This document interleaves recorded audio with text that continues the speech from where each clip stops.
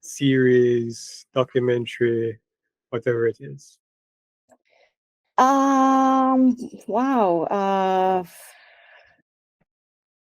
I coordinate a film festival. It's a Hmm. human rights film festival, the Vicus Interesting. Film and Human Rights Festival. And right now we're sort of in our process of selecting the films for next edition, which is going to be on the first week of February 2025. Hmm. We are selecting films with the topic of healing justice for this next edition. And we received around 77 productions Yeah, from that's a lot. short films to feature films in both nonfiction and fiction, animation. We have a little bit of everything. So we're almost in the process in the deadline to get all those filmmakers to get to know if they've been selected. So Yeah. um So yeah, you've been watching a lot of short films and films. yes, relating to the festival and to human rights in general. Hmm.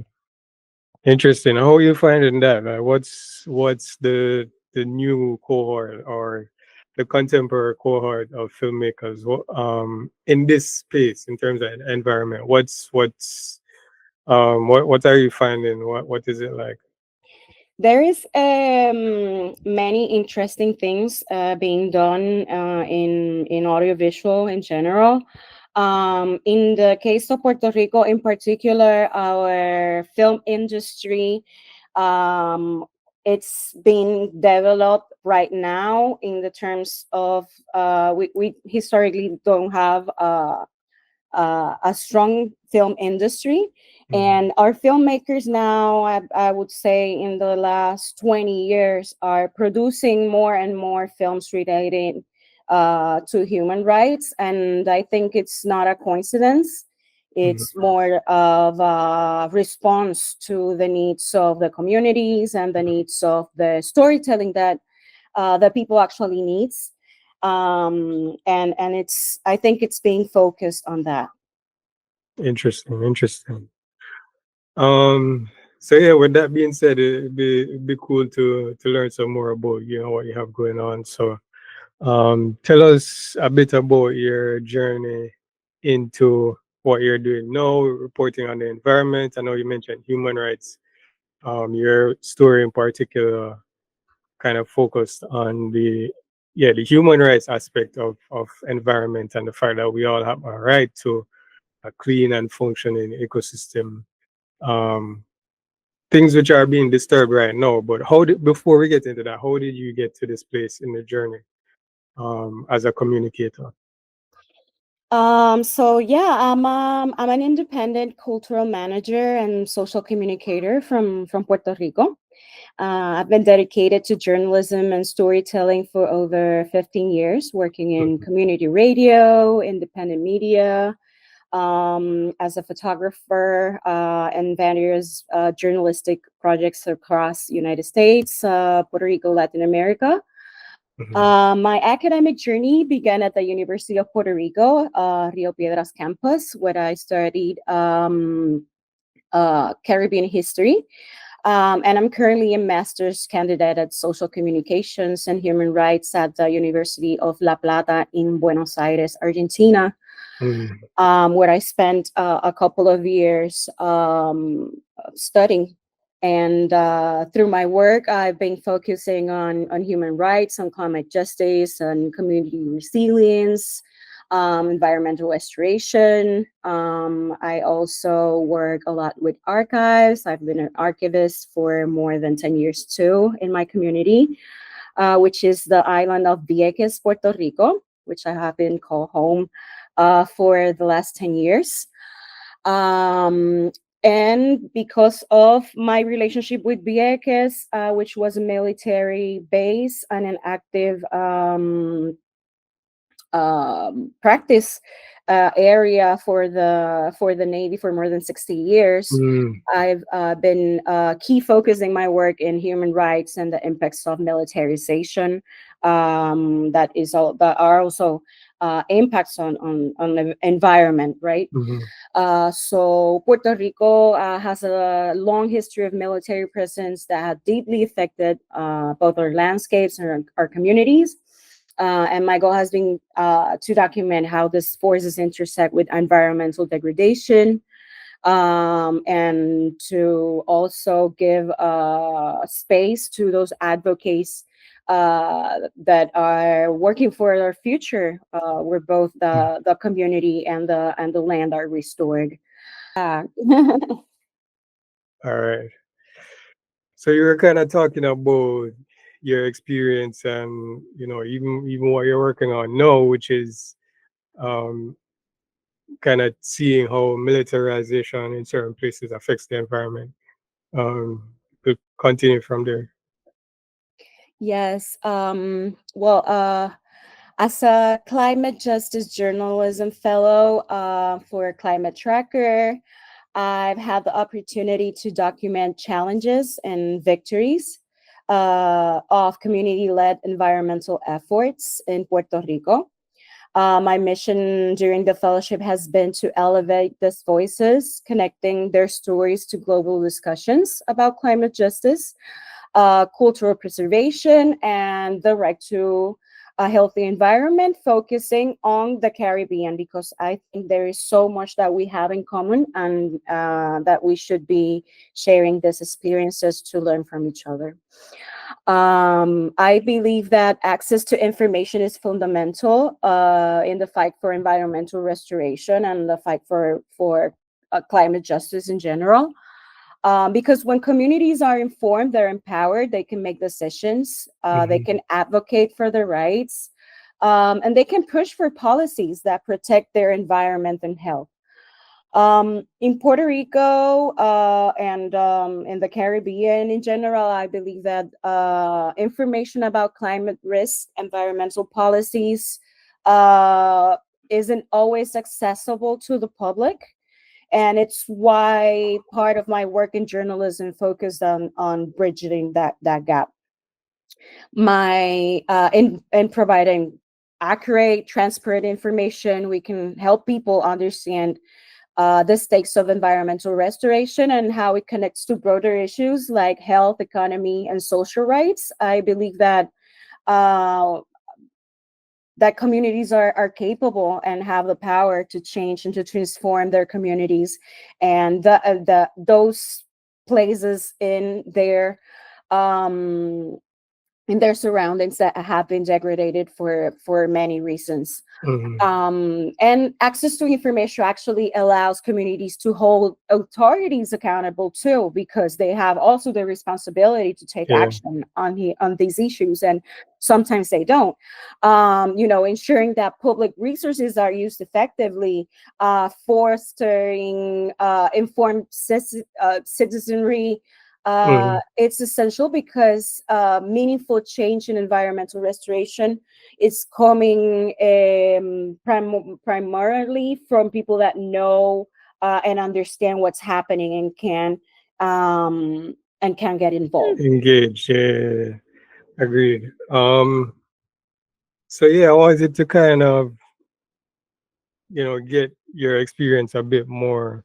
This story in particular, um, that we featured at the beginning of the podcast that you worked on. Yeah, What the was your community-led environmental restoration in San Juan. yes? All right. So talk a little bit about one, the inspiration first of all. What was it that sparked your interest? That made you look into this and said this would be an interesting story. But also, what was your experience when you put boots to the ground and started speaking to people, or when you went out there and saw what was happening? So in San Juan and in many coastal areas and in many areas that are connected to the cities, there are spaces that have been recovered and have restored green areas in urban spaces. People and communities often assume that environmental work um, in the heart of their communities, and sometimes they get organized to either do reforestation in the areas, create habitats that support local biodiversity, and sometimes it is about reclaiming spaces like the beach, right? We have all had, I think, this challenge in our Caribbean islands, where sometimes the environment and the natural the resources are not accessible to the people. And in many cases, overdevelopment has taken over many spaces. So, for example, in the San Juan area, in the touristic area, in the Isla Verde Avenue, which is very transited because it's very close to the airport, you have a lot of ecosystems that coincide, but you cannot tell because the buildings block both the view to the sea Mm. and the access to the beach and to the other ecosystems Interesting. that are around. So if you are transiting these kilometers of road Mm-hmm. and you reach the area of Punta Las Marias, you will see out of nowhere from between all of this concrete a coastal forest filled with sea grapes, Mm-hmm. almonds, pine, icaco trees, a lot of native forestry that is resisting the overdevelopment in the area. There's about 5 acres of forest that are windowed to the sea. And it's a conservation project that's been going on for around 10 years. Um, and one of the organizations that is leading this project and the reforestation part of it is the Coalition for the Restoration of Santurcian Ecosystems, or CRES in Spanish. Mm. That entity started planting native trees. They started working with the dunes. They started working with the corals in the area to restore all the the ecotones that Mm. are um, interacting in the same ecosystem, and for some decisions that were made in terms of planification, in Mm. terms of development, in terms of impact, they have been degraded. So it's being rescued. It's being rescued for the community, so the community can enjoy the area, can enjoy the Mm. space as geotherapy, Yeah, yeah, yeah. As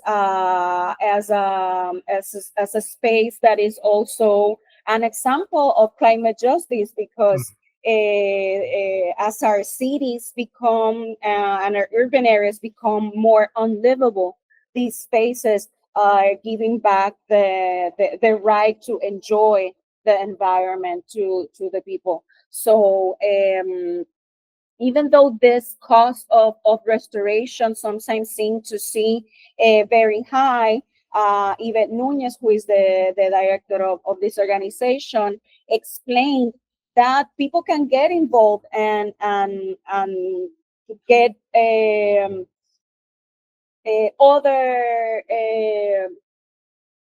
other ideas without spending a lot amount of money. That is what usually the federal and the bureaucracy of other projects usually tell the people that actually small changes can be done and can Mhm. benefit a lot. Yeah, yeah, very interesting. We do kind of have some of that here too, I think, and I think probably all around the Caribbean, where you have those super urban areas, and in those spaces it's important. I was actually kind of on TV talking about a podcast recently, and I was saying a similar thing. People were asking what they can do and what they can do to kind of help what's happening with climate change. And a big part of that is waste management, of course. I think some of the largest stuff that needs to be happening, some of the stuff that we talk about, should come from the authorities, things like policies and so on. But when it comes to what we can do as people, I think waste management is a huge one of them. But I also think, you know, creating and helping to protect some of these green spaces, especially in these urban areas, because it's the only place we get to go. And one, it contributes to the air quality in the urban areas, but it's also like it's if you live in like as you said, an urban area where you're looking and the horizon is all buildings, then having a green space, having somewhere where there's conservation going on of the natural resources and the just the biodiversity in general, um, that helps. It helps the people, it helps the environment, and Mm-hmm. I think we definitely do need more of that. How did you find out about it? I have been researching with and working with different environmental projects for a couple of years. I was part of an environmental project myself in Isla Verde that lasted more than 15 years. That also preserved a space in near the beach. That was a coastal forest and was added to a near beach, where we saw a completely erosion area take life again, and all the Mm, species coming back, all the species, the crabs, the birds, the corals being taking again their place, mm, and also doing their work of uh, how can I say, protecting us mm-hmm, for this climate crisis. We have a lot of problems in terms of heat, for example, and these places work a lot in those terms of the heat. And as citizens, we can also push projects further, right? We are also capable of doing our own projects and present them to the local entities. The Ceiba, the restoration of the park of La Ceiba in Vieques is one of those special cases. It shows us that it's not only about ecological restoration, but also about preserving our cultural roots. mm, This ceiba tree is a centenary tree that we have in Vieques, an area that holds deep historical and cultural significance, especially for indigenous Puerto Rican communities and Latin American communities. Um, and when work is being done to restore places like La Ceiba, there is also the protecting our heritage in so many ways. Not mm, only our natural heritage, but our cultural heritage. Um, and I find powerful how environmental restoration also reflects our cultural rights, because protecting these places means preserving who we are as people. It's about ensuring that future generations will be able to experience and learn from the same natural and cultural landscapes.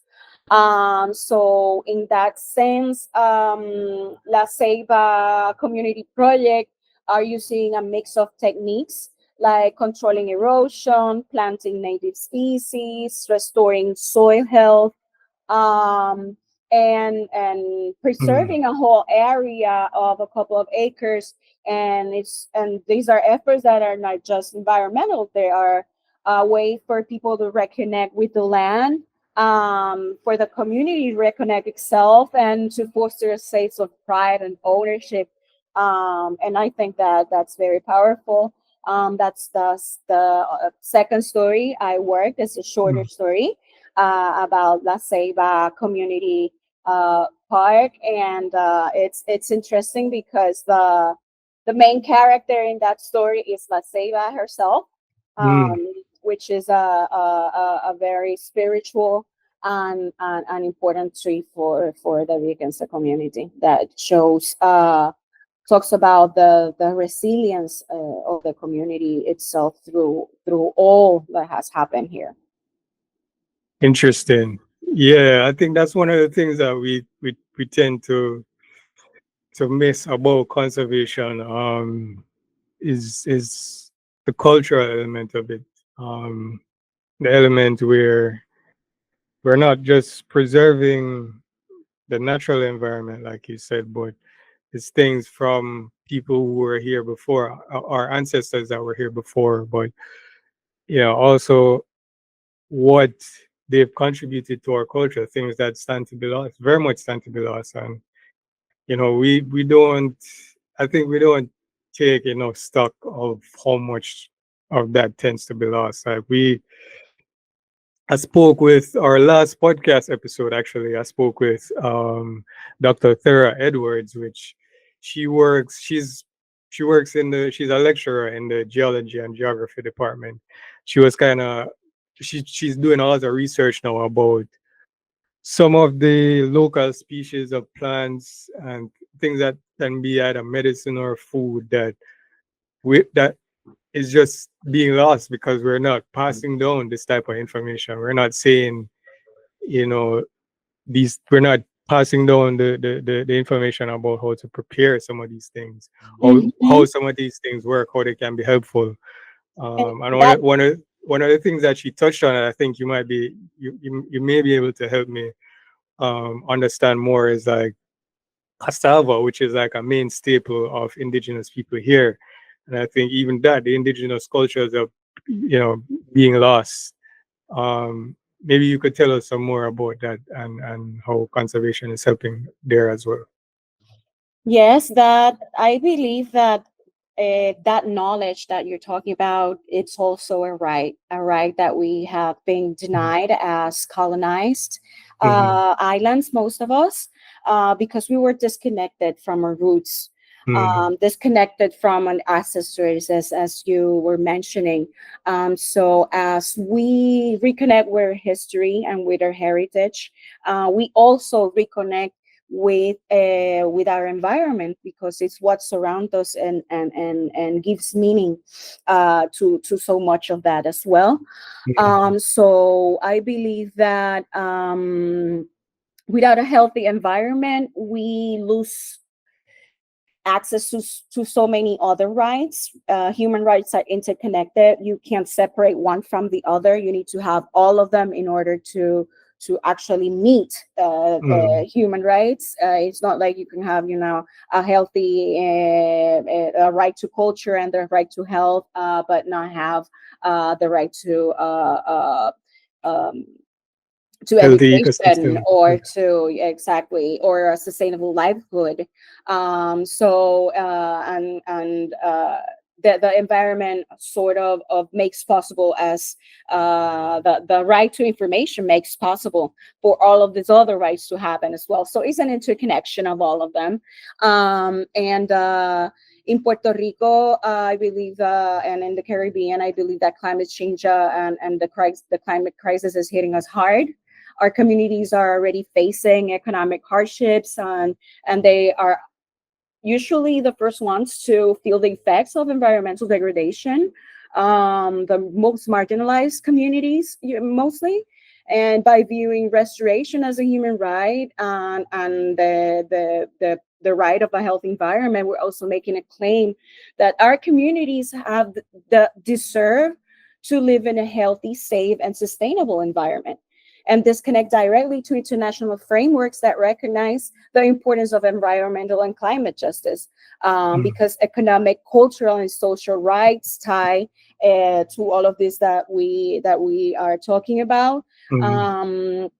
I think that economically, many of our communities depend on agriculture, fishing, tourism, Yeah.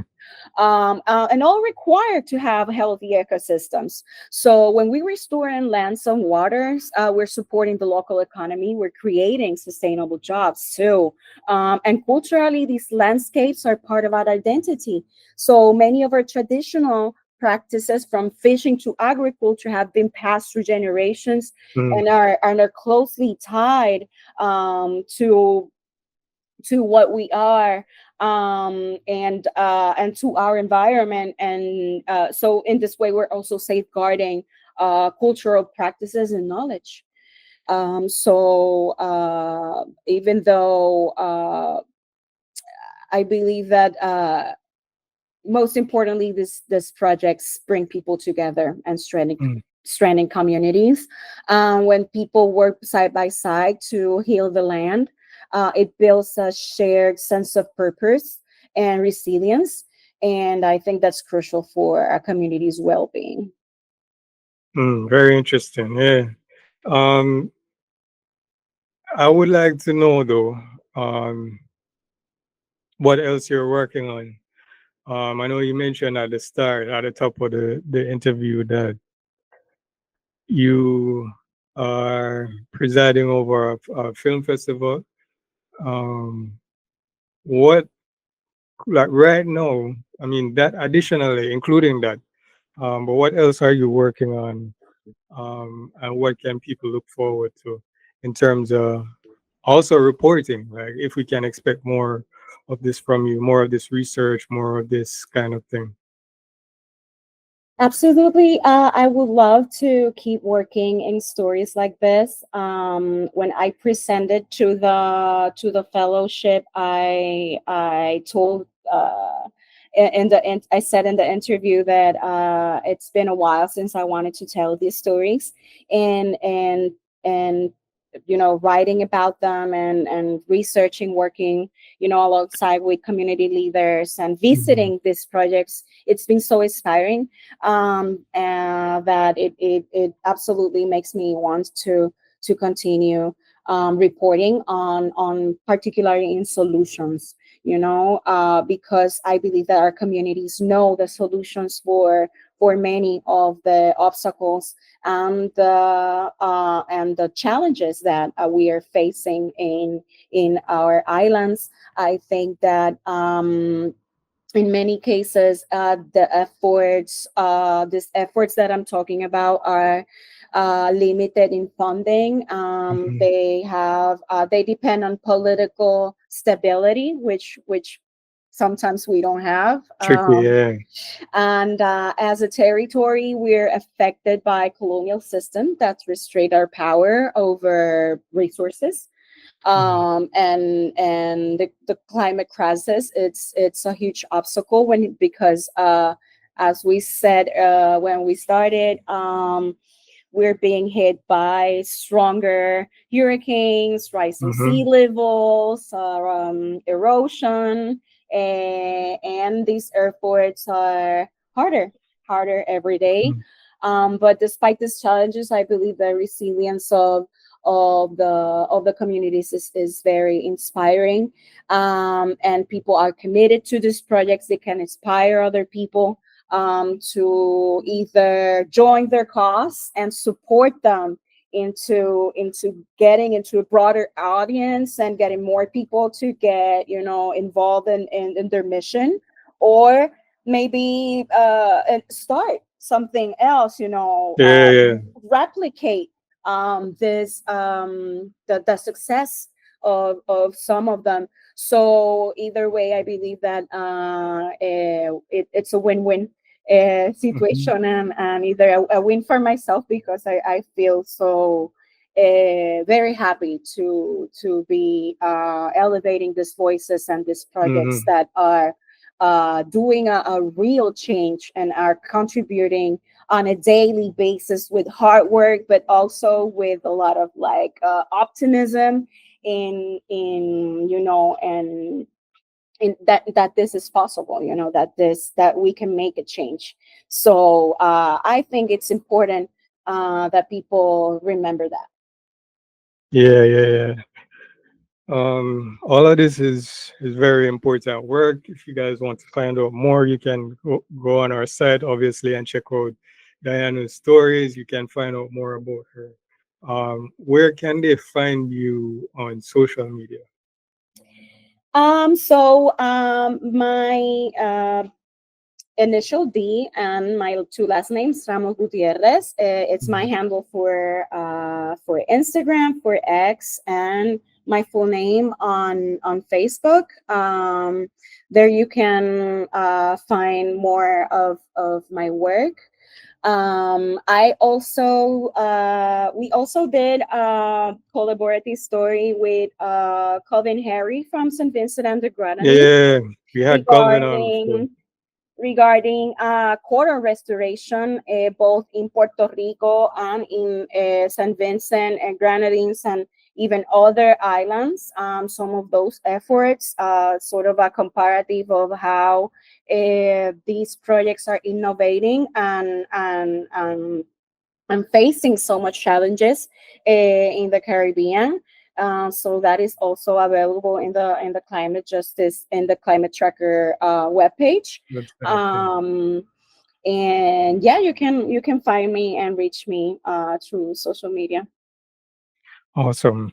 So, and I hope everyone will tune in. And I think what we're trying to do, especially with these podcasts, so, one with the video at the beginning, we're hoping to engage our fellows with this format, but just in general, with we're learning to tell more stories outside of their journalistic tone, trying to reach more people, even with their personal accounts. And I think outside of the work that you do, um, where you are on social media is a great place to share what's going on, even though people may not engage with it immediately. It's important to be that source where people can say, oh, you know, that there's that one person who I know who is always talking about climate and the environment.